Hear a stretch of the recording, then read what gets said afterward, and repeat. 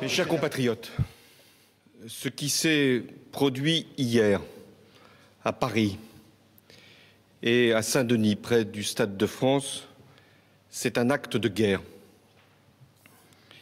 Et face à la guerre, le pays doit prendre les décisions appropriées.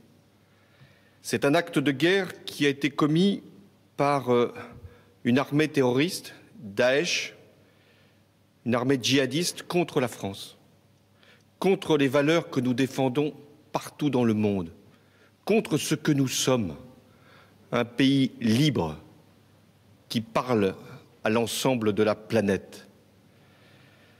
C'est un acte de guerre qui a été préparé, organisé, planifié de l'extérieur et avec des complicités intérieures que l'enquête permettra d'établir. C'est un acte d'une barbarie absolue. À cet instant, 127 morts et de nombreux blessés. Les familles sont dans le chagrin, la détresse.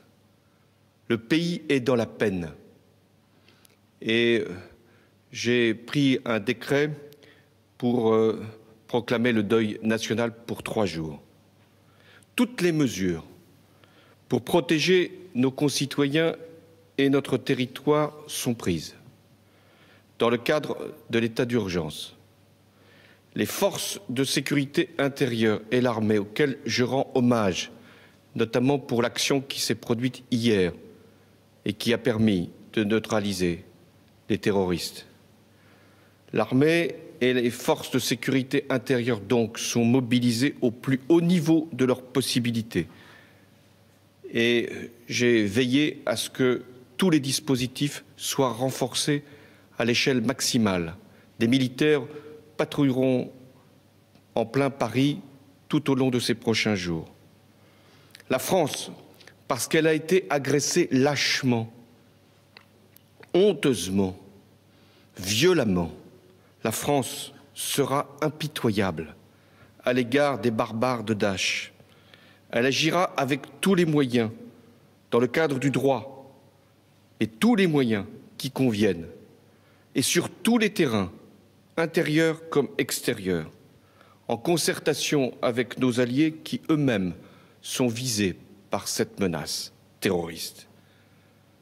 Dans cette période si douloureuse, si grave, si décisive pour notre pays, j'en appelle à l'unité, au rassemblement, au sang-froid, et je m'adresserai au Parlement, réuni en congrès à Versailles lundi, pour rassembler la nation dans cette épreuve.